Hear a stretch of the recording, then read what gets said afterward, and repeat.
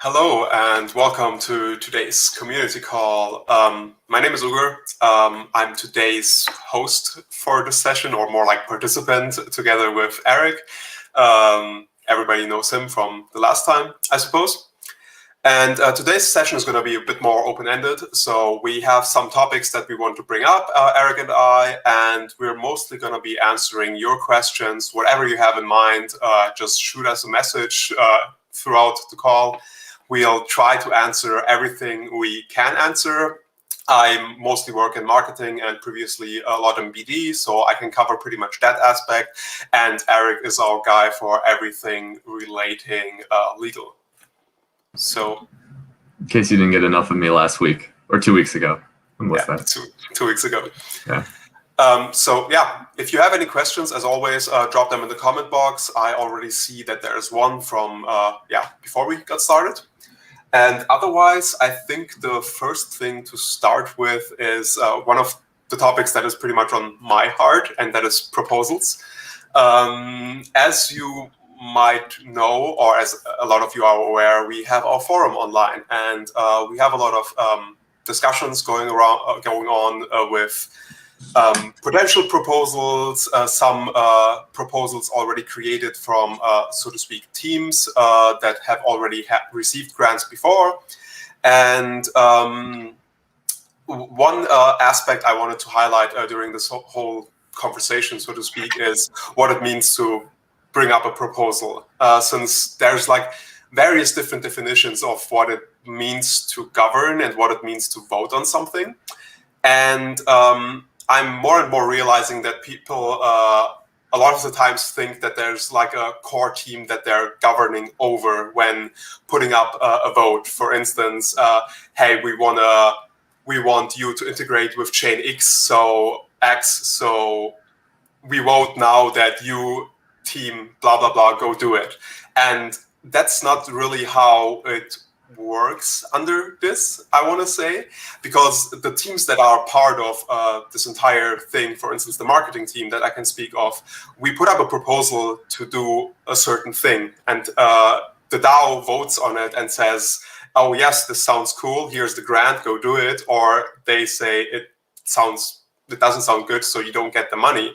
But after that has been passed, there is like no voting on how that team executes the plan that was already approved. So if our technical team, for instance, doesn't have any inclusion in anything included in integrating to Polkadot, just for an instance, then making a vote and forcing that team that received the grant to go integrate to Polkadot is not really happening. How you would do that is that you, as a proposal creator, want to integrate and actually take it upon yourself to go integrate with Polkadot in that instance. So you would set out what you need for it, how you want to accomplish it, what are your deliverables, how much money you need, and then simply set it out there in the world and convince the DAO that you are the right person to do this and that you want to integrate it. And this doesn't only go like that with integrations. It's basically anything that you want to accomplish. You set out a mission that you yourself want to do, not that you force another team to do. Is that like, yeah, that's my aspect of it. Maybe Eric can add like a line or two on that. Yes. So great points. The purpose of proposals is not to think of something that you want to have happen, put it up as a proposal, and then explain it and get consensus, get votes from the DAO for your proposal. It's meant to involve some off-chain discourse and, no pun intended with the forum, but to involve some sort of coordination, some back and forth as to maybe how much funds should be requested, if you should request some API 3 tokens to demonstrate some longevity and faith in the project, if you need some help on what is like an active need for one of the teams that isn't, assuming it's not confidential in some way, which if it's a general request like that, it wouldn't be.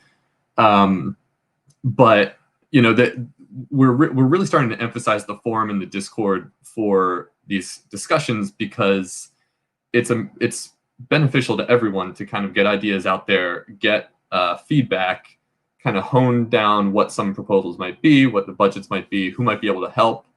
If you need some other tools to kind of make the proposal happen, like for example, if there were to be something in the proposal that was sensitive or confidential as to a third party, or maybe a developer who's involved in another project, or whatever it may be, like, I have an open source NDA form I can send you, and I can direct you to some others who might be able to join in on your proposal and kind of help you along. Like, everyone who's involved in this project wants to see beneficial proposals and wants to see wider engagement and building. And so while the proposals aren't, as Ugar's mentioned, while they're not meant to, and they can't really force other people to do things without their sort of agreement, outside of the directors signing agreements, but that's another thing entirely. They are meant to kind of get a common understanding, so that when you do submit a proposal, it's likely to go through. I mean, it shouldn't be a coin flip every time a proposal is launched. It costs gas. You can only do it once every 7 days. So you want to have some sort of momentum behind your proposal before you just throw it up there. So that's what I would add. Yeah, I think that pretty much covers it completely. And there's also like so many ways how everybody can add value. Like, a lot of people think that okay, this excludes them from basically creating anything, and that is simply not the case.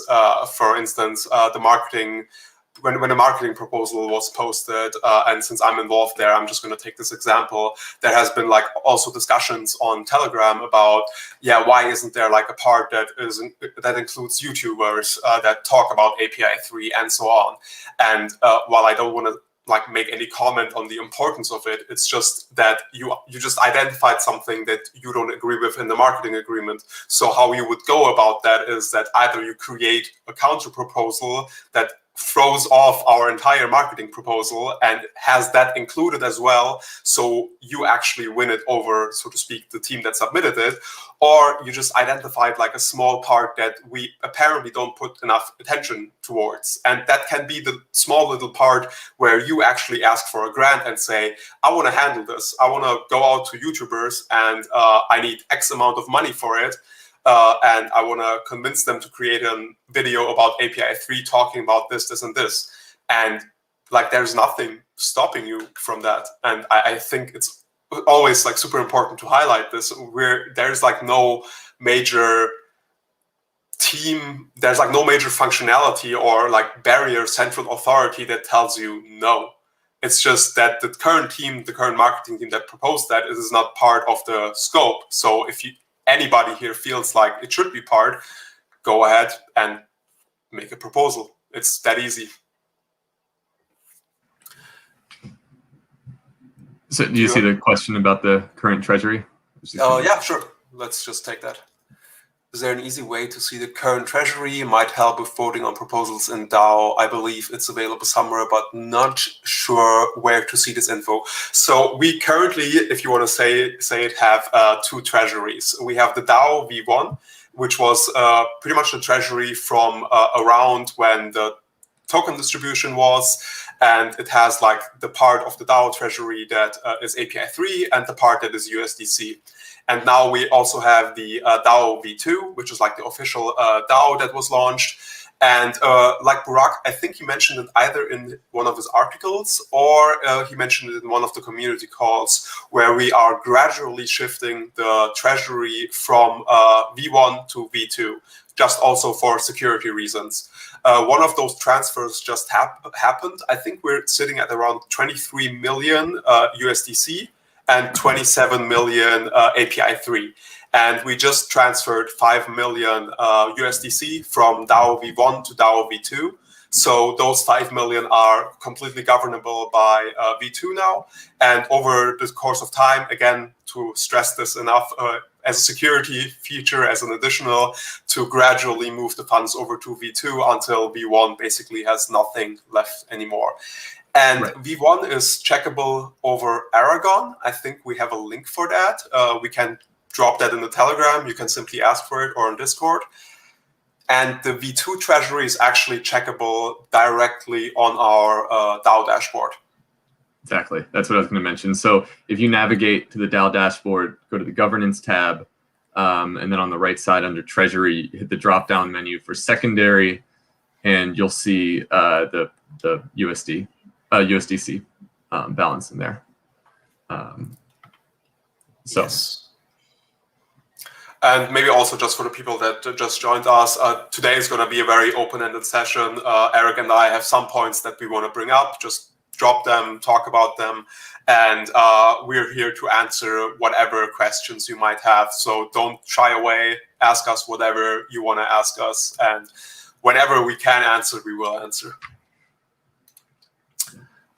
We also have this one about staking. Even though it was somewhat answered, I'm just going to answer it. Does staking end at 50 million? There is, so to speak, no end to staking, and there's also not a flat 50 million. The current parameter is 50% of the total supply, which means that if additional rewards are actually minted, the actual number goes up. So since the total supply goes up, and that number is governable, and staking does not end. So when the target is reached, the APR actually moves in the opposite direction.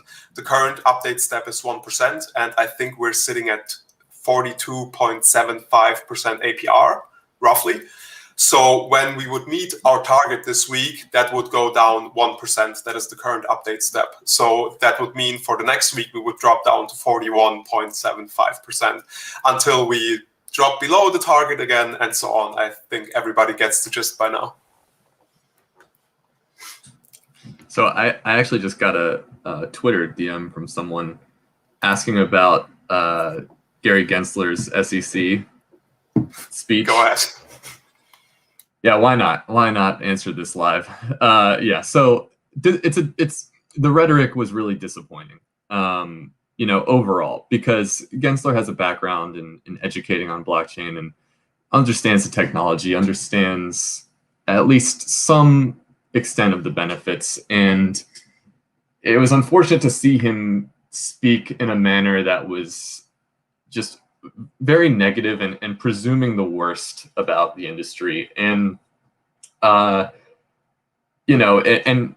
the other thing that was a little troubling to me was he's really going beyond the SEC's scope here. He's talking about as far as national security in an agency that is whose mandate is orderly, efficient markets and regulation of securities. But I did want to highlight one thing, which is again imperative to the API 3 mission, which is the SEC specifically is largely a disclosure-based regulatory agency and regime. So a lot of their laws and regulations are about disclosing information to the public, which would otherwise be private, subject only to a manager's or some sort of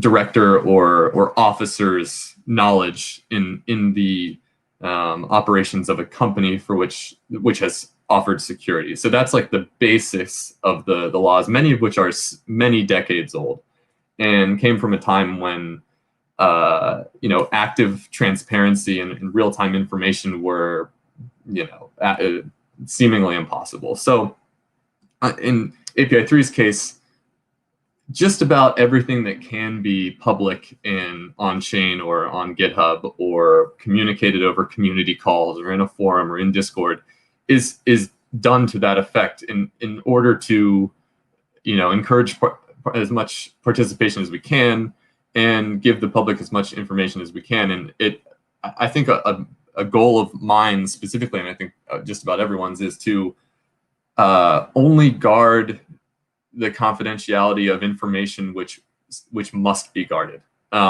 We deal with API providers who mandate confidentiality in their their proprietary products, in their plans. That's their decision, and we respect it. Otherwise, a lot of the compliant bents of API 3 are transparency, the DAO proposals, the DAO voting, the construction of decentralized APIs on chain, then aggregation on chain, the open source nature of all the software. Speaking to you every couple of weeks on active things or questions directly coming live, and so this is all to say that a lot of regulation comes from simple reduction of information asymmetry, and API 3's first-party Oracle structure, DAO governance, open source technology is really in line with that, and I think it'll age well. So anyway, long-winded response to that DM. We can go back to the more fun stuff. Sure. Do you have anything in mind that you want to bring up, or? I guess along with that, I'm just going to harp again on using the forum in the Discord. I haven't seen a ton of delegate pitches or disclosures, and I think those are great. Even if there aren't material conflicts of interest, or even if someone might not think they get very many votes, it's just great to see who the participants are and what their goals are in governing, and I think that's great, and I'd love to see more of it personally. Yeah, same here. I actually think a lot of people underestimate how much influence they might hold, and how well known they are throughout the community. I know like a lot of people within the community that I have no idea about their personal holdings and whatnot.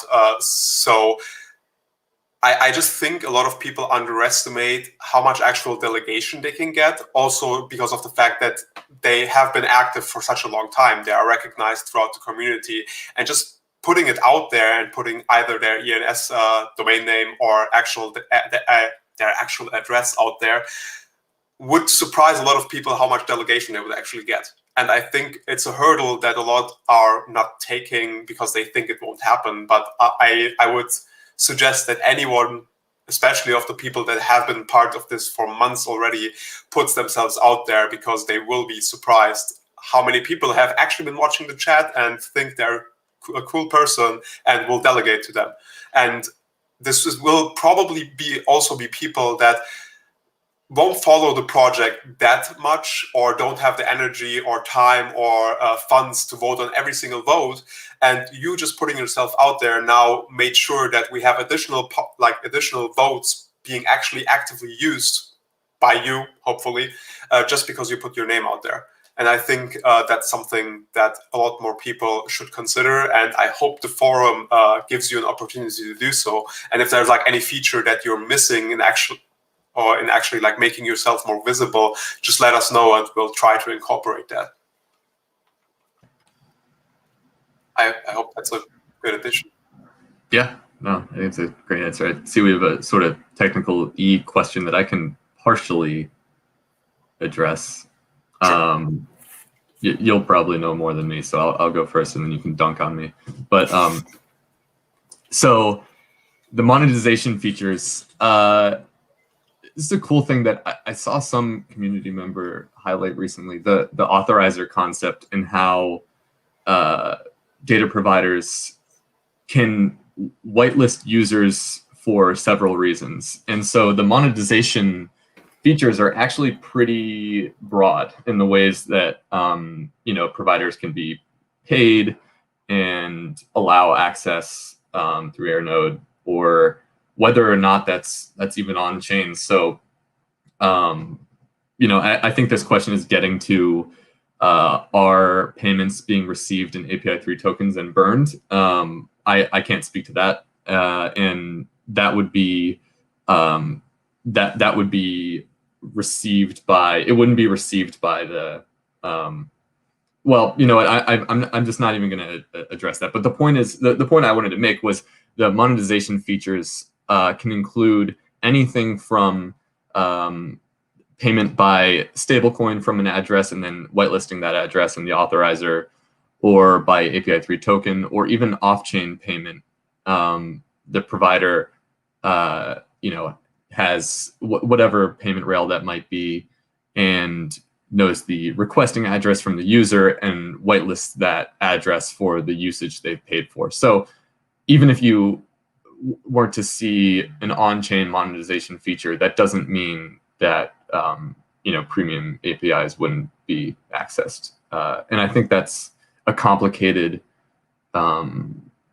concept that we might address in a future call. And so now I'm way above my pay grade, and I'm going to mute myself. Yeah, I mean, I'll maybe go into the second aspect, because this person, I think, also asks about the deflationary aspect of Airnode. So basically, that a potential consumer buys access to a certain feed, and that we burn up API 3 to balance out the inflationary aspect of the of API 3, and this is also something that was quite, actually asked a lot during EFCC. So maybe I'll go a bit into the certain aspects that you also went into with the authorization. So if you have a API provider and you want to go have a one-on-one connection between a data consumer and an API provider, it actually goes over, so to speak, a whitelisting process, like Eric mentioned. And that can be anything. It can be a USDC payment that gives them access to it. It can be an API 3 payment. It can be an off-chain payment. This doesn't necessarily mean that there's a deflationary aspect to it right away when there's a connection that is being initiated one-on-one between a single API, Airnode, and a potential customer. This can change over Chain API, where you access a certain single API that is connected with an insurance service. And there you would actually gain access to those services by, in some way, this is not completely public yet, buying and locking up API 3 funds. And which then eventually at some point will be burned. And then there's, of course, the DAPI aspect, where a variety of single Airnodes would be aggregated, for instance, for a Bitcoin price. And to gain access to that feed, it would actually go over the same direction, where you would need API 3 to access that service, and you would lock that up, and that amount would, in that sense, be burned at the end of the subscription, for instance. And those are very much all dependent on when we are making all of these feeds available, also single Airnode APIs. We went into some of the beta stuff, like you already mentioned here in this question, and I guess there will be more information on this in the future, is all I can say. Not sure if there's anything more, Eric. Nope. Yeah, great explanation. Thank you for picking up what I was attempting to put down. No problem. I think that covers it. Or is there like a part of the question I missed? Is active and in use on testnet? Yeah, I think I covered everything I can cover. Great. Do you have another topic? Otherwise, I would also want to highlight something that I saw today that was pretty neat. Oh, please do. And yeah, any other ETHCC stories would be great, because I'm pretty jealous. Yeah, sure. I'll see what I can actually talk about. We have, how should I start this topic? There have been a lot of feature requests, especially like, how can I see my rewards? And is there a way to do this on the dashboard? Is there a way to do this? And Burak, in recent calls or also in the chats, actually mentioned that a lot of the stuff should and can be community driven. So you can, all of the information is public, and somebody can simply take the information and build something neat out of it. And a user named Enormous actually posted an API 3 DAO tracker. I think we're going to make some of it public tomorrow, that actually does a lot of of what you guys requested. It's a dashboard that goes into the rewards, how much were the Epoch rewards, how much has been minted, what is the APR of that week, what is it like over a year, and it even goes into, and that is the most impressive part for me personally, maybe I can even share it, is the part about, 1 second, let me share that real quick. There is some idea you have something like this that is pretty cool. I mean, it's super amazing to me that you just went ahead and built this. And I would even say that now you have kind of a track record. So if there is actually something cool that you think you could be doing, but it requires more resources, may it be in USDC or API 3, just put it out there and tell people you need X amount of money or a grant to focus so and so much time onto this to create this cool dashboard, and you want to then host it on IPFS and make it available for everybody. And I can guarantee you that nobody will be opposed to that. So maybe Eric wants to say something here before I just continue. Yeah, I was just going to say, really cool that they use the design guidelines that are on the Discord too, like the exact colors, and I think possibly even the font. And that person just became like option number one for a front end if you're building a DApp that would be part of a proposal or something. It's like it's basically a resume line item now, which is awesome. But of course, if someone's building something that's more involved and needs some support and some pointers, like start a conversation. Everyone would love to help out. I also wanted to I saw someone in the Telegram mention that the number of unique addresses is decreasing because of the staking. I hadn't even thought about that, because I looked at the interface and I was like, that seems like a low number, but I realized that people are probably contributing all of their tokens to staking, so then that count goes down. But yeah, no, I'd love to see it. Cool little tool. Yeah, same here. So please, more of that. And if you need funds for it, the DAO is there to support you. I feel like we're simply scratching the surface. I was pretty excited to see what will actually happen. And I like I mentioned, I think we're scratching the surface on what people are actually building in the background. And I just want to encourage that, let everybody know you're probably going to get a lot of support for it. And we can help in that regard if you just simply make us aware. Do you have more to talk about, Eric? No, I think everyone's pretty tired of hearing me talk. I mean, I also don't have that much more to say. There hasn't been an official update on EFCC and what we have been up to there. We met some of you guys over there. I want to thank everyone that came over, had a chat with us. It was really amazing actually being at a physical conference again, and also meeting all of these people actually live and not only over chat. Actually met some of my team members that I've been working with for months for the first time. And overall, I feel like crypto conferences are something very unique because you get a lot of mixed personalities together, builders, marketing, business development, and everything is kind of harmonic because everybody works towards the same goal. And you meet all of these personalities that you only know from the internet, basically, or from Twitter, and they're suddenly in front of you, and you're super amazed that you actually met them.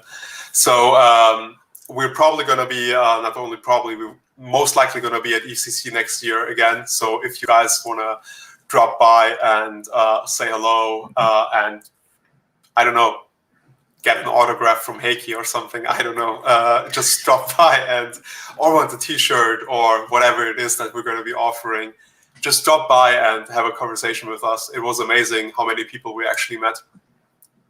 Yeah, I mean, as much as I love being remote, there is something to be said about in-person meetings. And I'll just throw it out there right now. I'm in the Washington, D.C. area. If anyone is thinking of building anything with API 3 or is interested, ping me, and if you're around, and we'll talk. Interesting events. I saw that was a comment.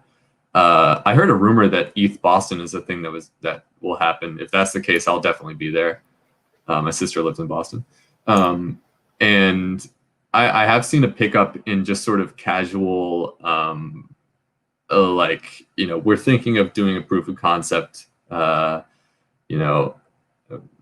see that there's a compliant data gateway you guys are working on. Like, is there any sort of public presentation of how this sort of thing works and that sort of thing? So there's, I think, the sort of public demos and I don't know, that sort of these are going to increase in pace, I think, in the future, especially as the Airnode beta is moving along. So yeah. Maybe also in regards to the events, there's of course ongoing. EFCC is not the last conference we're going to be at. There's many things we have in the pipelines. For instance, I think Sasha gave a talk on the Global NFT Summit from Tech Circus. I forgot the name. We had Geo, one of our business developers, give a presentation for API Days in regards to open banking. There is several events coming up. For instance, Mainnet 2021 in New York, actually, from Messari. We're most likely going to have people over there. So if you're in New York and attending the Messari event, you can drop by and talk to the people in the API 3 t-shirts. And there's so much more that I simply don't have an oversight over currently, but crypto conferences are everywhere and always there. There are hackathons being organized, and it's incredible how much is actually going on simultaneously that you have to have an eye on, and it's gonna just continue growing. Yep. Yeah. All right. I don't know if you have anything else. I don't have anything else. Yeah. No more random DMs. Same here. I don't have that much. So, and that is like also the thing. While we love these, have these community calls, we will always have like things that are better done over camera, and maybe also questions that are better answered directly in person. But what we want to encourage everyone to do is use all of the special, like all of the mediums we gave you to communicate. We have a discourse forum, and you can always drop your opinion in there, and you don't have to wait for this call to ask us something specific. You can drop into the Discord. We just recently went over a little reorg where we highlight certain team departments more, and also like consolidate channels and build like more dedicated channels towards certain aspects. We're moving more of the internal team talk that we had over to Discord and make it more public. Sasha announced one of our weekly calls just recently that she's going to try to have them publicly. And we're going to try, now that everything is, so to speak, more public, to have more of our conversations that we can have on the public Discord, actually have them on the public Discord. And we want you guys to be involved in that. In any way possible. So just ask us questions if you want to know something, and if you feel like we're not active enough, even or there's some aspect that you would want more insight into, be it marketing, business development, and we can actually talk about it, just encourage us to do so. Since we also have been in this, I want to say, box in the last couple of months, and it takes a bit of effort to come out and actually talk about everything publicly. And yeah, I mean, Eric, if you don't have anything else, that pretty much covers everything I wanted to say today. Yep, same here. Right. Then thank you guys for tuning in. As always, we will be having this again in about 2 weeks, or exactly 2 weeks, and maybe even with some new faces on. We're currently planning something. I'll keep you in the loops on that. Thank you for tuning in.